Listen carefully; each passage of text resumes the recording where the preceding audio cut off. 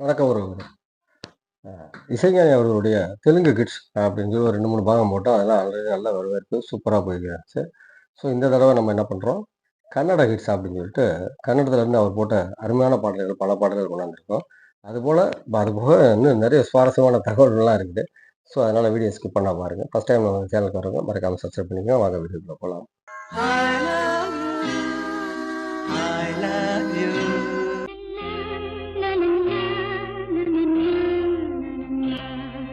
La la la la la la la la la la la la la.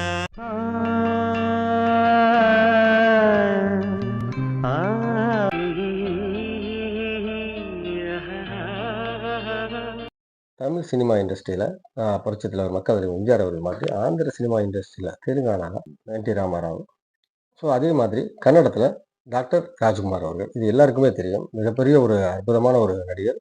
அவருக்கு நம்ம இசைஞானி அவர்கள் ஒரே ஒரு படத்துல பாட்டு போட்டிருக்காரு. அது என்ன படம் அப்படின்னு பார்த்தீங்கன்னா, "நீ நன்ன கெல்லாரு" அப்படின்ற படம்.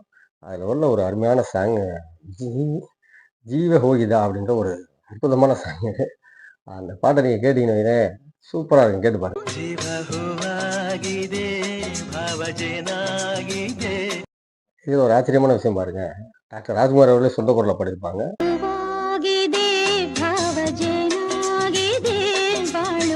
ராஜ்குமார் அவர்கள் சொந்த குரல்ல பாடுறதுக்கு காரணமா இருந்தது திரு இசைஞானி அவர்கள் அப்படின்றது ஒரு சுவாரஸ்யமான விஷயம்.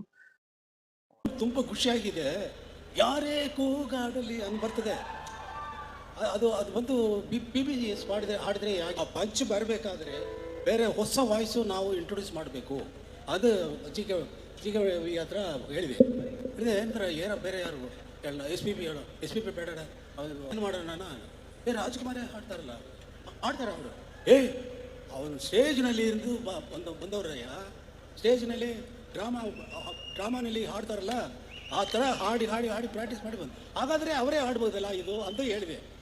ಅವ್ರ ಹತ್ರ ಹೇಳಿದ್ರು, ರಾಜ ಹೇಳಿದ್ರೆ ಅಂದರೆ ಸರಿ ಟ್ರೈ ಮಾಡು. ಯಾತೆ ಕೇಳ ಹಾಡಿ ತೋರಿಸೋನು. ಯಾರೇ ಕೂಗಾಡಲಿ ಒಬ್ಬರೇ ಹೋರಾಡಲಿ ಎಮ್ಮೆ ನಿನಗೆ ದಾಟಿಲ್ಲ ಅಂತ ಹೇಳಿದ್ರೆ ಚೆನ್ನಾಗಿದೆಲ್ಲ. ಅದೇ ನಾನೇ ಹಾಡ್ಬಿಡ್ತೀನಿ ಅಂದು ಹಾಡಿದ ಸಾಂಗ್ ಅದು.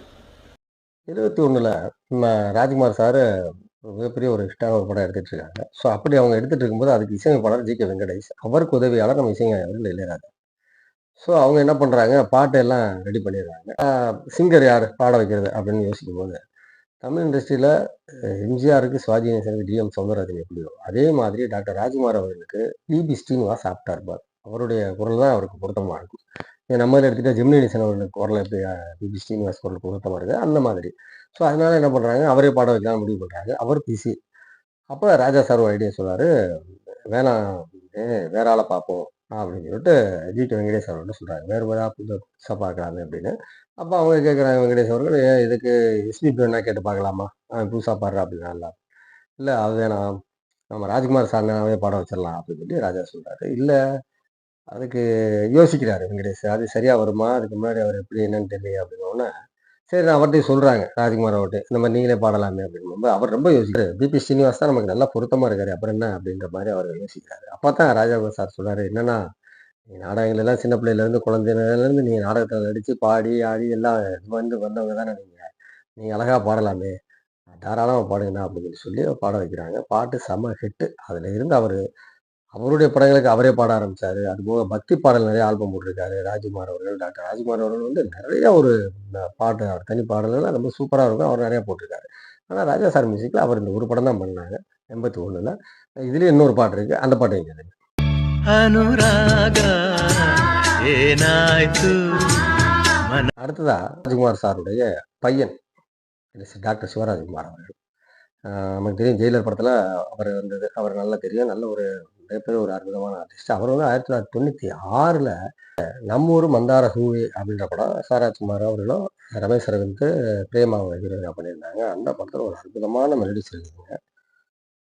ஓம்காரதி அப்படின்ற ஒரு பாட்டு கே.எஸ். சித்ராமா பாடியிருப்பாங்க. கேட்டுப்பாங்க.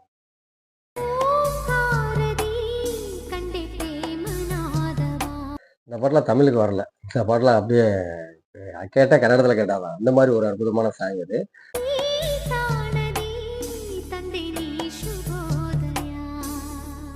இதே பாட்டை டூயட் சாங்கா நம்ம ராஜா சார் சேர்ந்து பாடியிருப்பாரு.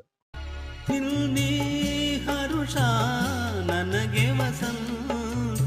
ரொம்ப ரொம்ப சூப்பரா இருக்கும். பட் இதுபோக ராஜ்குமாருக்கு இவருக்கு சிவராஜ்குமார் அண்ணாவுக்கு இன்னும் நிறைய பாட்டுலாம் நிறைய படங்கள்லாம் போட்டிருக்காரு. பட் இந்த பாட்டு வந்து நான் குறிப்பிட்டு சொல்றதுக்கு போனா, இந்த பாட்டு நல்ல ஹிட், படமும் நல்ல ஹிட். அதான் ஒரு காரணம். அடுத்ததா நம்ம பார்க்க போறது திரு ராஜ்குமார் அவருடைய இளைய மகன் புனித் ராஜ்குமார். 2015 அவர் பண்ண படம் மைத்ரி அப்படின்ற படம். அதுக்கு நம்ம ராஜா சார் தான் மியூசிக் போட்டிருந்தாரு. மோகன்லாலும் அவர் புனித் ராஜ்குமார் பண்ணியிருந்தாங்க. படம் செம்ம ஹிட். அந்த ಇವತ್ತು ನಿಮ್ಮ ಮಗ ಬದುಕಿದ್ರೆ ಅವನು ನಿಮ್ಮ ಬಗ್ಗೆ ತುಂಬ ಹೆಮ್ಮೆ ಪಡ್ತಿದ್ದ. ಒಂದು ವೇಳೆ ಇವತ್ತು ನಿಮ್ಮ ತಂದೆ ಬದುಕಿದ್ದಿದ್ರೆ ಅವರು ನಿಮ್ಮ ಬಗ್ಗೆ ತುಂಬ ಹೆಮ್ಮೆ ಪಡ್ತಾ ಇದ್ರು. படத்தில் கடைசியாக ஒரு சாங் வரும். அந்த படம் எண்டில் ரொம்ப அற்புதமான ஒரு சாங் பார்த்துங்க. அவருக்கு புனித் ராஜ்குமாருக்கு ஆப்டா பொருந்தக்கூடிய ஒரு பாடல். அந்த பாடலை வந்து பாடினது வந்து நம்ம ராஜா சார். ವಿಶಾಲವಾದ ಹೃದಯಕ್ಕಿಂತ ಗುಡಿಯು ಎಲ್ಲಿದೆ. இந்த பாடலில் உள்ள வரிகள் நமக்கு புரியாது. ஏன்னா நம்ம வந்து கன்னடத்தில் நமக்கு புரியாதுன்றனால. பட் கீழே கமெண்ட்ஸில் பார்த்தா தெரியும். நிறைய அவங்க எப்படி என்னென்ன மாதிரி பாராட்டியிருக்காங்க அப்படின்னு. ஏன்னா அவர் 2021 நம்ம புனித் ராஜ்குமார் தவறிட்டு போயிட்டாரு. நம்மகிட்ட இப்போ நம்ம கூட அவர் இல்லை. பட் ஆனால் அவர் வந்து ரியாலிட்டியில் பார்த்தீங்கன்னா அப்படின்னா அவர் ஒரு நல்ல ஒரு மனிதர் அப்படின்னு சொல்கிறாங்க. அவங்க ஃபேமிலியே ராஜ்குமார் சாருடைய ஃபேமிலியே ஒரு நல்ல ஃபேமிலி, நல்ல ஒரு மனிதர். அதுலேயும் புனித் ராஜ்குமார் வந்து ரொம்ப ஒரு அவங்க அப்பா மாதிரியே ரொம்ப ஒரு நல்ல மனசுக்காரர் அப்படிங்கிறது ரொம்ப ரசிகர்களோட எளிமையாக பழகிறவர் அப்படின்னு சொல்லுவாங்க.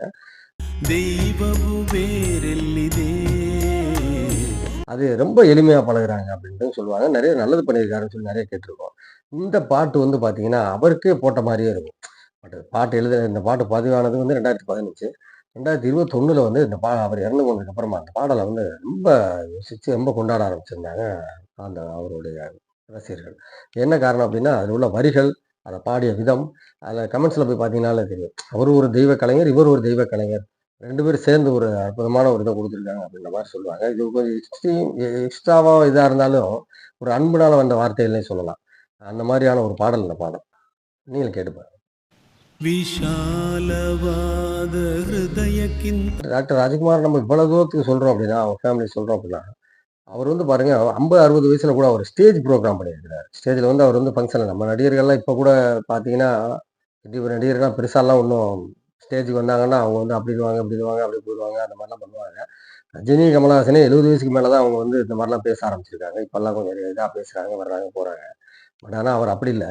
90 காலகட்டங்கள்லேயே பார்த்தீங்கன்னா, ராஜ்குமார் சார் வந்து அவர் வந்து இந்த டிவி தொலைக்காட்சி வந்த சமயங்கள்ல அந்த ப்ரோக்ராம் பண்ணும்போது அவர் கெஸ்ட்டாக வரும்போது பார்த்தீங்கன்னா, அவர் பாடியிருக்காரு.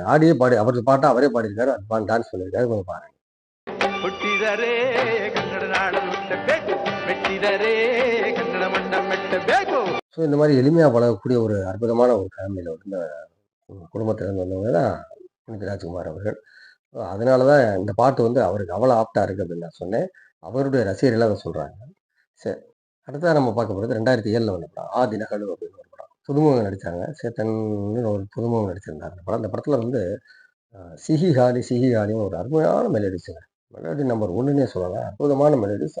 நம்ம ராஜா சார் பாடின பாட்டு. ಸಿಹಿ ಗಾಳಿ ಸಹಿ ಹಾಕಿದೆ ಮನಸ್ಸಿನಲ್ಲಿ.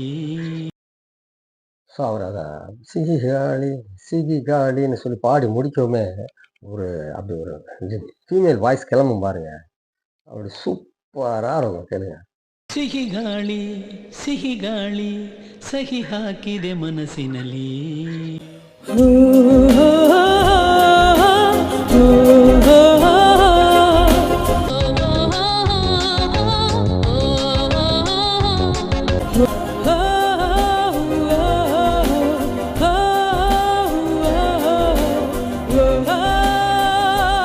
ராஜா சாரை பற்றி நம்ம இவ்வளோ தூரம் பேசுகிறோம் அப்படின்னா அவருக்கு கிடைக்கிற வரவேற்புகள் பாருங்க.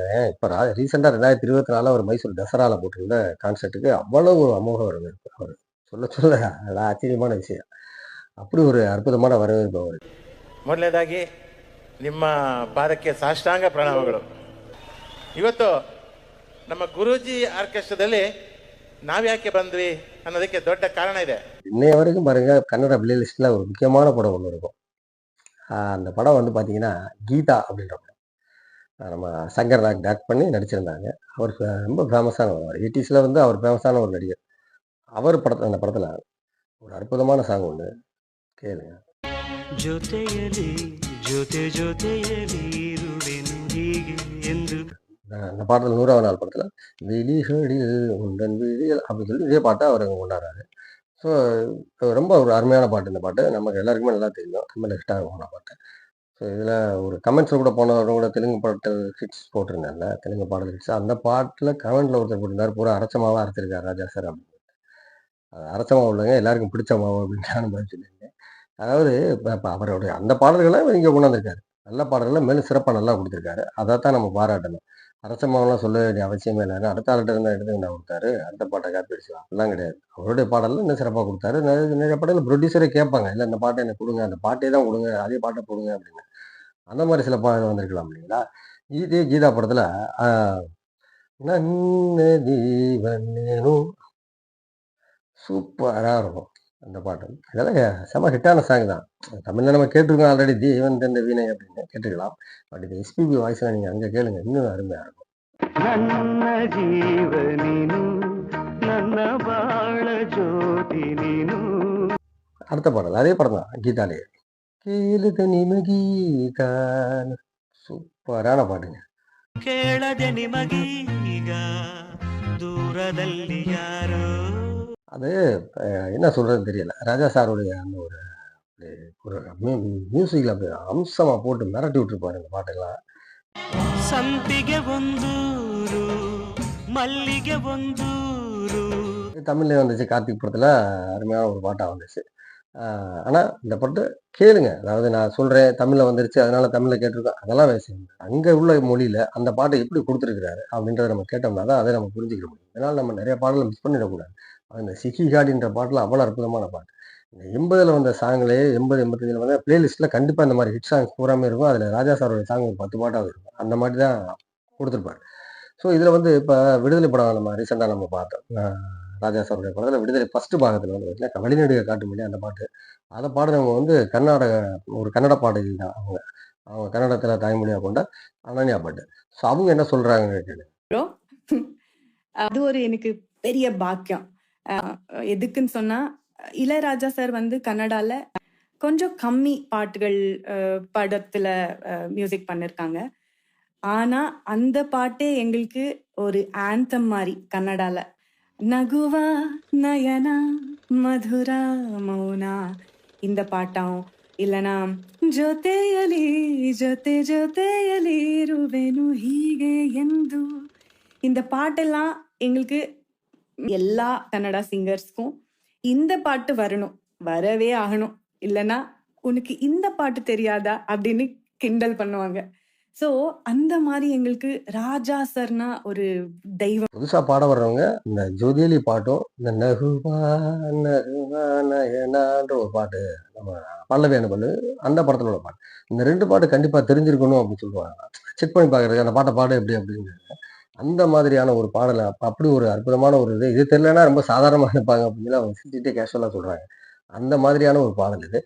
நம்ம இப்ப இந்த ஜோதி படத்துல பார்த்துட்டாங்க, சாரி கீதா படத்தோட சாங்க பார்த்துட்டோம். இப்போ நம்ம பல்லவி அனுப்பல்லவி மணிரத்னம் படம் 83ல வந்த படம். 81, 82 அந்த டயத்தில் வந்த படம் தான் இது. அதான் முதல் படம் அவருக்கு. அதுக்கப்புறம் தான் அவர் தமிழுக்கு வந்தார். அந்த படத்தை அனில் கபூர் ஹீரோவா பண்ணியிருப்பார். இந்த நகுவா நயனான்ற பாட்டு அவ்வளோ அற்புதமா இருக்கும். எஸ்பிபி வாய்ஸ் சொல்லவே வேணாம்.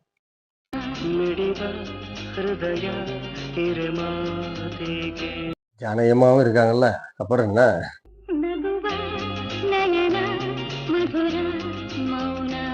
வித்தியாசமான ஒரு படம் மணிரத்னத்துக்கு. நல்ல படம் தான், பரவாயில்ல. அந்த படம் அங்கே வந்து இந்த மாதிரி ஓடிச்சு. பட் அதில் ஒரு பிஜிஎம் ஒன்று போட்டிருப்பாரு தனியாக, ஒரு 2 நிமிஷம் அந்த பிஜிஎம்மே வரும். டன் டன் டன் டன் டடடடடன், டன் டன் டன் டன் டடடடடன். எல்லாருக்குமே தெரியும் இந்த பிஜிஎம் வந்து அதில் பிஜிஎம்மாக வந்தது, இங்கே வந்து பாட்டாக கொடுத்தாரு.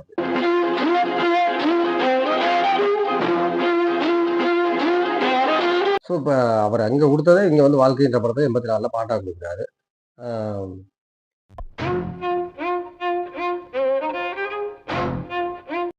நான் ஒரு கமெண்ட்ஸில் சொல்லியிருந்தேன் சொன்னீங்களா அரைச்சமாவும் அப்படின்னு. இது அரைச்சமாவெல்லாம் கிடையாது. நல்ல பாட்டு, நல்ல சீனு, நல்லது எதாக இருந்தாலும் எடுத்துருவாங்க. இப்போ அதே பல்லவி அனுப்பல்லவி படத்தில் அந்த படத்தில் ஒரு சீன் இருக்குது.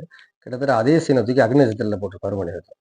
இத்தனைக்கும் கதை ஒரே கதை கிடையாது, ரீமேக் கிடையாது. அந்த கதை வேற, இந்த கதை வேற. பட் அந்த பர்டிகுலராக அந்த சீனை மட்டும் போட்டிருப்பாரு பாருங்க. ಭಯ ಉನக்கு ಭಯ ನಾನು ಕಂಡ್ರೆ ಭಯ என்ன பார்த்து பயம் நான் ஸ்டைல் கிரேஸ் சாம் இதெல்லாம் பார்த்து பயங்கரமான பயம் சரி தானே இன்னொரு ப்ரூவ் மாடு எப்படி என் கூட இதில் ஒன்றும் தப்பு இல்லை. இது படைப்பாளிங்க சுதந்திரம். அவர் படைப்பு அவர் போடுறாரு. அதே மாதிரி தான் ராஜா சாருடைய பாட்டு கன்னடத்தில் கேட்டிருக்கோம். கன்னடத்தில் உள்ள தமிழில் கேட்டிருக்காங்க. தமிழில் வந்து கன்னடத்தில் போயிருக்கு. தமிழில் இருந்து தெலுங்குக்கு போயிருக்கு. தெலுங்குல இருந்து தமிழுக்கு போயிருக்கு. ஏன்னா அதெல்லாம் நம்ம ரசிக்கணும், கேட்கணும் அப்படின்றதுக்காக தான் நம்ம இந்த பதிவு போட்டது. ஸோ இந்த பதிவில் எதுவும் விடுபட்டிருந்தா நீங்கள் அதை கமெண்ட்டில் பதிவு பண்ணுங்கள். என்னென்ன மாதிரி பாடல், எப்படி பாட்டு, என்ன மாதிரி பாட்டுன்ட்டு. பதிவு பிடிச்சிருக்கு அப்படின்னா கண்டிப்பாக ஒரு லைக் பண்ணுங்கள், ஷேர் பண்ணுங்கள். பார்க்குறீங்க, கண்டிப்பாக அதை ஷேர் பண்ணுங்கள், லைக் கொடுங்க. மீண்டும் அடுத்த பதிவில் சந்திக்கிறேன்.